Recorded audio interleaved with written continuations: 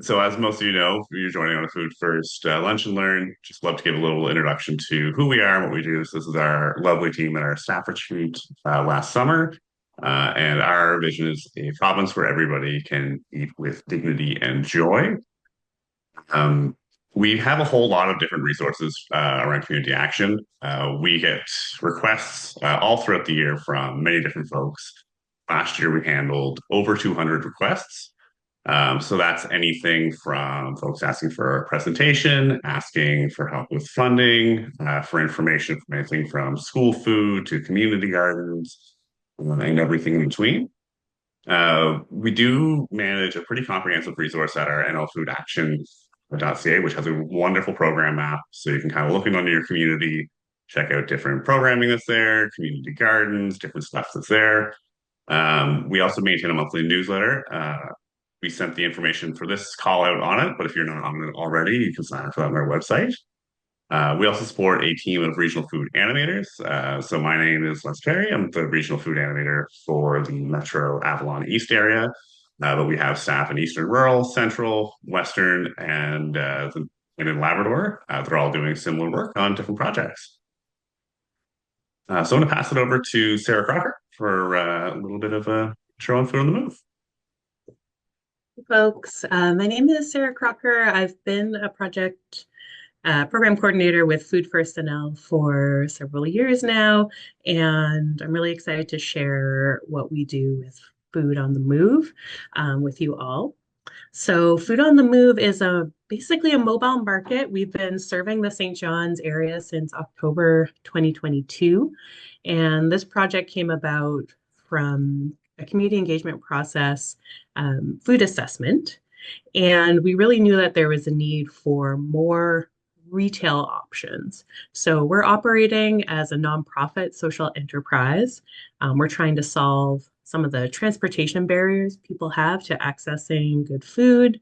We really wanted to create a vibrant social space for food in the community and help bridge the gap between different providers, nonprofits, and the public. So this idea of doing mobile pop-ups has been something that's useful to us, but we have also seen other services take their programming into different communities. And of course, as Food First, we love to see access to great food. All right, next slide. So we have operated this project with the slogan, good food, good prices, great community. Our staff, primarily myself and Les, we also have Leah on the call, who's helped out a bunch, and some other folks from our team, sourcing wholesale fresh produce.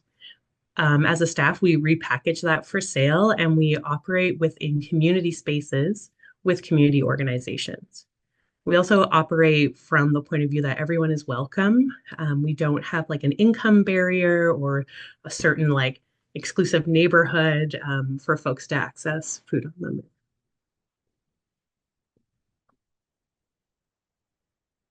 And from some evaluation we've done with our customers, I think the strongest thing we can explain is, in people's own words. So one customer had this to say, the convenience of it makes me buy more veggies. I hate going to the grocery store, so since you're here, I get more veggies. Often we get suggestions on things to try.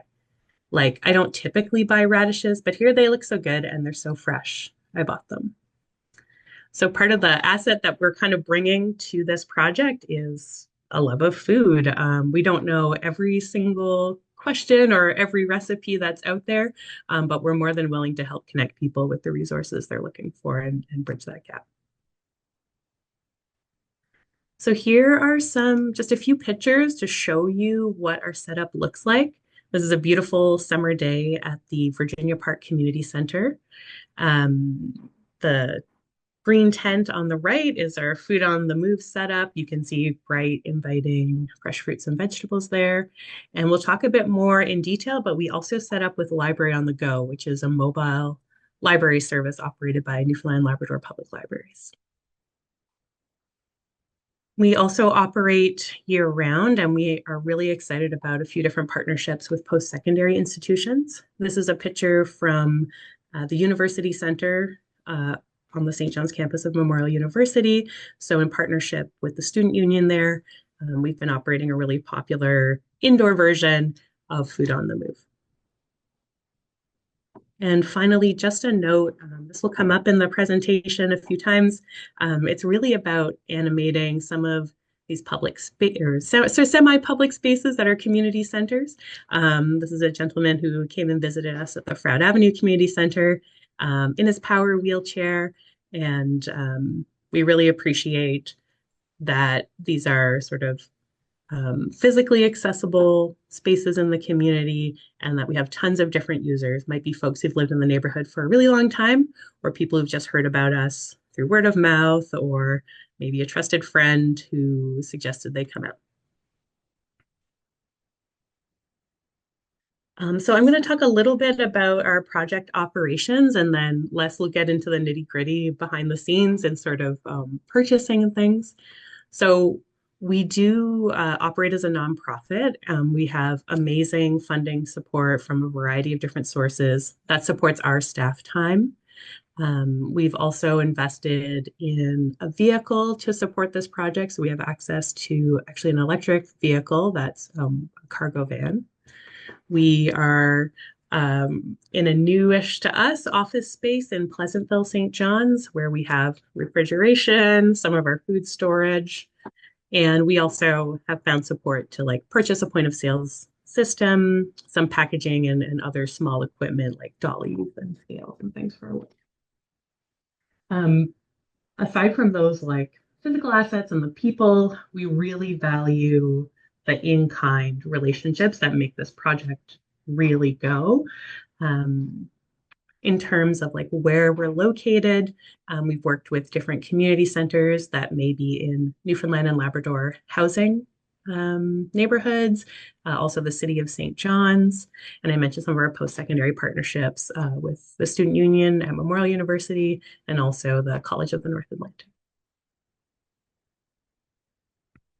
And to give you a sense of like what is the scale of how busy we are and what we do, in 2024, we hosted 66 different pop-up events. So between all of those different community locations, we processed 1,775 transactions. So that's kind of to give you a sense of how many people have come through and bought something. And it was nearly 20,000, so 19,000 roughly in sales. Since we started this project, last year was certainly a really busy one for us. Our food sales increased 74% over the previous year. And as I mentioned, the new electric vehicle for all of our markets has really expanded what we can do in-house and opened up some new possibilities for us as well. And yeah, so unsurprisingly, if anyone has watched the news, the idea of like where our food comes from, where it's sourced, has really been on everyone's mind. We've are just mid-March and we've already had about 650 transactions in only 14 sort of 15 pop-ups. Um, we're on track to do a significant growth with this project this year, over 6,700 in sales. And it's the first time we've had a market with more than 100 customers. So from our team's perspective, being able to manage that volume of sales, we've had to think really carefully about our time, our physical capacity to move around all of these fresh fruits and vegetables, and how best to meet the needs in our community. So, what makes a good pop-up host? If you're considering doing a project like this, you know, um, it's certainly like a big investment in like staff time and also like making it like fit the community in which it's placed. So I mentioned previously that we had done a food assessment with partners at the City of St. John's and some other folks to really dig into what are the needs here. And we landed on this transportation and accessibility. So accessible locations that are indoors and outdoors. So seasonally, we try to operate outside. We have a really fresh like market approach but also this time of year, we're operating year round. So having a space that folks with mobility devices or different needs can access year round is really important. To make the space welcome, we are generally looking for a host that is open to the public, where everyone is welcome, that there is access to washrooms and just comfortable rest areas. We want to encourage people to take a break if they need to, or make the space useful for them. On our side of things, the ease of event setup is also really important. So in this picture, we were really grateful that the student union also has more of like a commercial access to the building through the breezeway. So they have this huge cart that surprisingly, even though this location is on the third floor and indoors, it's actually one of our easier locations to load because we put everything on this huge cart that they keep in-house and we can roll over to the elevator and up to the third floor. And of course, like the in-kind partnership is really important to make this project run. So having a host that can commit to a regular or like sort of well in advance schedule makes planning a lot more straightforward and shared promotion. So we don't have a huge advertising budget, but for instance, we were able to put a small ad in the St. John City Guide, which already is yielding us some like new contacts and is a great way to get the word out. Some of the benefits of like this co-hosting relationship, we get to see other places, right? So we're bringing our energy, our interest to different neighborhoods that might be underserved. I think it really reduces barriers to accessing us if we're ready to come to different neighborhoods. And it increases access to existing services. So I mentioned we do go with like the public library. Um, it expands their scope as well with our different community organizations. Especially for some of our community centers, we really feel that this project is reducing social stigma. It's highlighting the amazing work that's going on in community centers every day to a new audience or folks who might feel that they're separate from a public housing neighborhood, which is really important.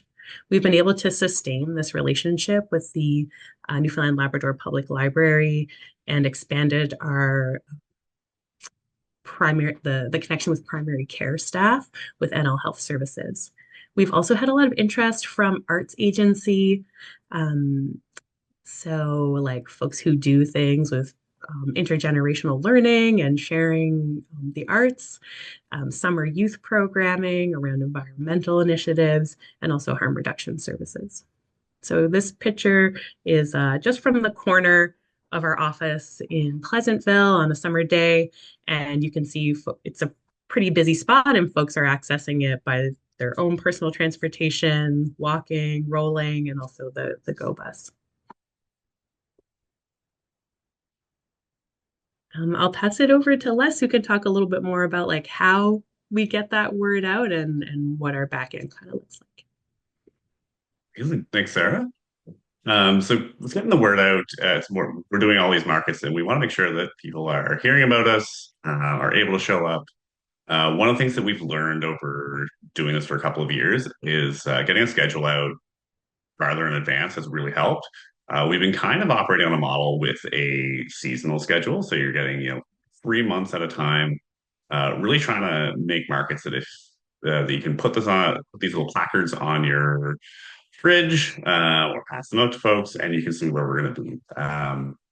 We've been doing regular biweekly markets with 6 locations a month. So we operate Tuesday, Wednesday, and Thursday, 2 weeks out of the month, which has worked out really, really well for us. We always try to factor in different holidays and benefit dates for folks. Um, we'd love to be able to have a market right around when folks are finding some money into their account, but it's not always possible for us to be everywhere all the time. So by giving a little bit more notice, I'll get into our pricing model afterwards. We're able to give folks the opportunity to kind of plan their shopping around us. We focus a lot on our fresh produce, like fruits and vegetables. So if we're coming to your neighborhood on a Wednesday or a Thursday, and you have to go to the grocery store Monday or Tuesday, there's different ways that you can kind of plan your shopping around. Essentially, getting a really good deal on your fresh stuff with us. We're not selling a lot of those dry goods at the time being, so focusing on those kind of deals can help out. We go through a lot of different channels to try to get the word out. Like I mentioned, our printed schedules. I got to give a big shout out to our comms team. Um, they're always so wonderful at putting these together. We've got the like great graphics for it. We give out a couple hundred of these every season. And folks, right now we're getting ready to get our next season one out, and people are already asking for it. I think Sarah's got them there to preview. Um, if you don't end up with one of our wonderful schedules in your hand, you can always check us out online. We do a newsletter. We're on Facebook and Instagram at Food on the Move St. John's.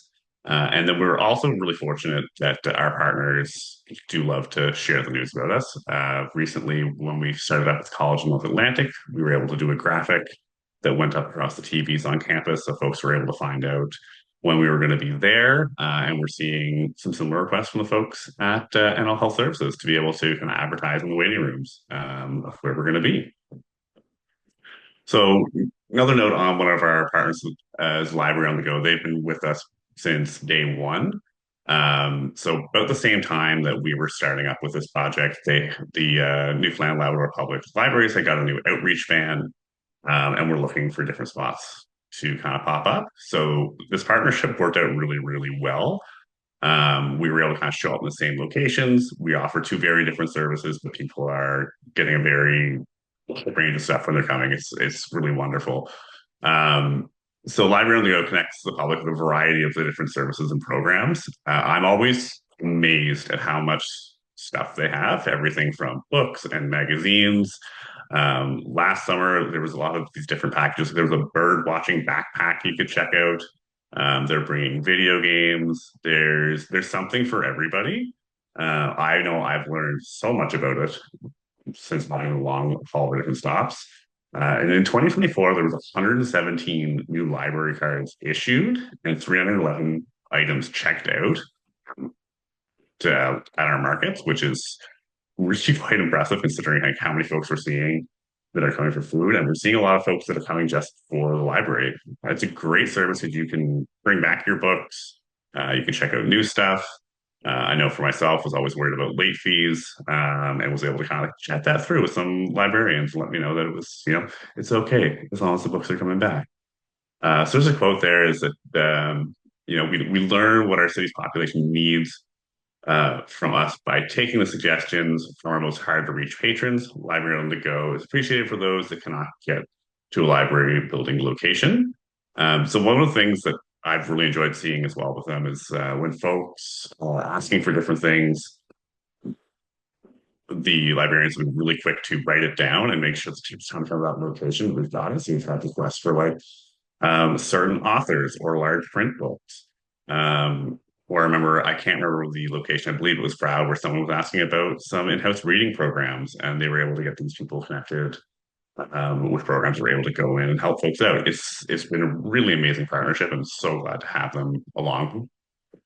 One of our newer folks that we partnered up with recently is with Newfoundland Labrador Health Services and their primary care team. So they've been coming out to our different markets. They connect the public with a variety of different services and programs and provide some direct navigation assistance. So they're answering a lot of different questions from folks about, that they don't might not have a family doctor or nurse practitioner. How do they get hooked up with this? So helping them work through the different processes of Patient Connect, being able to provide a lot of different information about the services that are offered. It's been a really great collaboration, bridging the government and nonprofit sector. We love working with them. The primary care staff that have been attending the markets are fantastic. It's really great. We talk about this program a lot, and we give a lot of information sessions, and people hear about it, but they don't always make it up to the market. It's been really rewarding to see folks that have, seen our flyers, heard about this, talked with some of their clients that might be using the program, coming out and actually seeing everything in action. We get a wide range of folks from people that are involved in more dietetics work to social work to diabetes nurses. We've got a very wide range for folks coming from health services. And I think folks are really starting to appreciate that extra bit of help that's around. So we're going to get into a little bit of like the nitty gritty background information on kind of what happens behind the scenes to make this project happen. So we're going to talk a little bit about purchasing and where we're getting our food from. So quality is the most important thing for us. Um, we There's lots of different things available in bulk. We always want to make sure, like one of the things I always have to say is if I wouldn't buy it for myself, I'm not going to buy it for food on the move as far as quality goes. So our staff, we purchase in bulk. We're looking for quality. We're looking for price point. Um, Everything we get is purchased. We don't have anything donated. We're always happy to take a great deal from somebody. If somebody would like to give us a discount, we're always here for that. Costco has been our largest supplier as of, up to date for our scale. We're operating on a charter avenue right now. We're not really at a spot where we're able to order in like large pallets or truckloads of fresh produce. So our scale has made us adapt to what's available in the market here. We do love to support our local farmers. We've done nearly $2,900 in purchasing from a variety of different local farms. I'll touch later on who we've purchased from, but we're always looking to connect with anyone who's got something for sale. If it looks good and we think people are going to buy it and we can kind of make it work within our pricing model, we're very interested in seeing how we can make it work. So to chat about our pricing model there, this is something we've been doing since day one. It's been $2 each or three items for $5. So we're buying in our larger portions and we're breaking down those wholesale quantities into smaller, easier to handle portions. So it's quite nice if you want to try something new. The barrier is pretty low. So if you've never had Brussels sprouts, you don't have to buy a big 4 or 5 pound bag of it. You can get a handful of them for $2. Take them home. If you like them, that's great. If you didn't, it wasn't a huge commitment. Um, our simplified model makes it really easy for us as staff to for cash handling, but it also makes it easier for folks that are trying to budget. With us, where we've kept our prices consistent, $20 with us is $20. $5 is $5. We've all had the experience of going to the grocery store and thinking you've got $10 or $15 in your cart, and it ends up being 23.75. Um, we try to make it easy for folks that they can budget around this. It's nice round numbers, and it's pretty consistent. Um, our portioning will change for what $2 is, depending on the time of year and what we can get our hands on. When we get a real good deal on peppers, $2 might be two peppers, it might be three peppers. In the middle of the winter, when they're a bit more dear and harder to find, that might be one pepper. We always try to give the best possible deal we can. So whatever bulk pricing that we're getting, we're passing that along. So if you do see like quantities change, that's why. We're committed to giving people the best deals that we can, encouraging folks to try new things out, um, and make sure that we have a wide variety of things available. We have been able to take advantage of a Square POS system. It's widely used. It takes a lot of different payment methods, debit, credit, tap, mobile wallets, and we take cash as well. We wanted to make sure with this program that we could set up wherever we wanted to. So as long as we've got Wi-Fi, we're able to do that. We have a little mobile hotspot that we take with us. And we wanted to make sure that anybody showing up could pay with whatever they had. We try to offer the same payment methods that you find at any of the more traditional retail grocery store, but those would always be an option here. We do also have swipeable and reloadable gift cards that we've seen some folks take advantage of. Um, we do sell these if programs want them as well. So it's just a food on the move card. You can put as much or as little money as you want on it. We've had different customers preload it if they had a couple extra dollars and they were only buying $5, $10 of the stuff. They had $25 available. They put $25 on the card, and then there's $5, $10 kind of squirreled away for the next time that we were showing up at their location. They're a great option there for Sarah's showing them off there. They're a great option for programs as well. If anyone's ever looking to provide some like direct direct donations, direct purchasing for different clients. You can purchase these cards and give them to folks. We've seen a lot of different food programming giving grocery gift cards to Sobeys, Dominion, and other spots like that. If we're in your neighborhood, I guarantee that, well, I can't always guarantee it, but I'd love to say that 9 times out of 10, I think $20 is going to go further with us than it is at most of your standard retailers for like just the volume of produce you're able to get. And of course, just the lovely conversations you can have while you're getting it. Um, so, like I said, the local producers there, we've had so many different folks from Seed to Spoon, Ripple Trail, Tucker Hill, Keith's Local Vegetable and CBS, Murray's Mount Scio, and many, many more folks. Recently, we've had a really great opportunity to purchase stew packs from Lester's. They're the only product right now that's on our table that doesn't fit into our $2 each or 3 for $5 price model. For $7, you can get this lovely stew pack, and it's got head of cabbage, a couple of potatoes, carrot, parsnip, um, and some turnip. So it's a really lovely package for $7. We're finding a lot of people gravitating towards it. It's a nice, convenient just to get, and it's really nice to be able to have that local product available year round. Depending on the time of year, there'll be a different quantity of local produce available at the table. We always try to find what we can. In the fall, it's always fantastic come harvest season. We've got all kinds of different things. Well, we've had everything from golden beets to we were able to do a lot of fresh herbs this summer. So we had fresh oregano, bundles of fresh rosemary. Um, Quite often we'll have like some Swiss chard or other leafy greens throughout the summertime. Turnip greens was a big one there for us this year as well.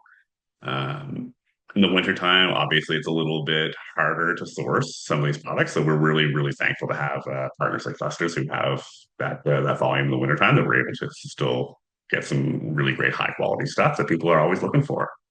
And again, we're always looking for new producers to connect with. So if you know of anybody that's got some great local products available that might be interested in doing some bulk sales, we'd love to connect and see if we can maybe work through our pricing model or see if there's a way that we can make that happen. So we're always interested.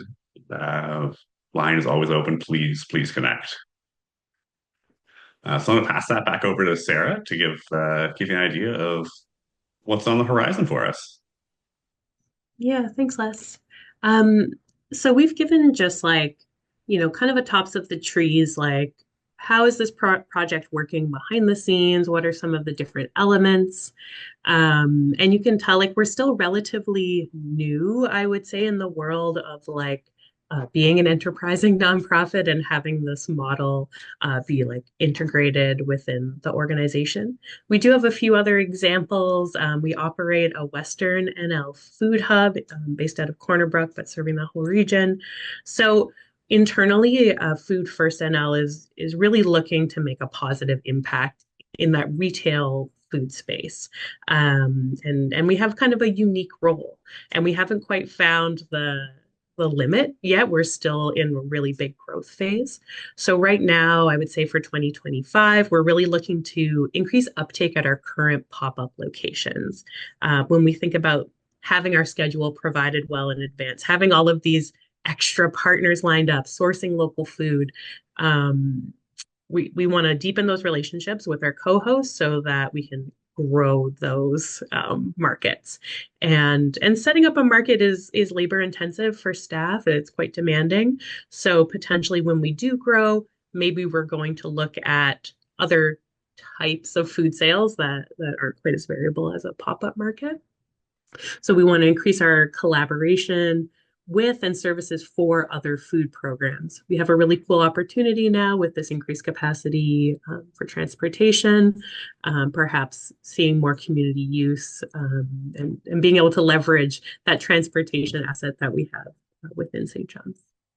I mentioned that we have an office in Pleasantville. We're doing quite a bit of community engagement right now on what this space will be. It is a building that's owned by the city of St. John's.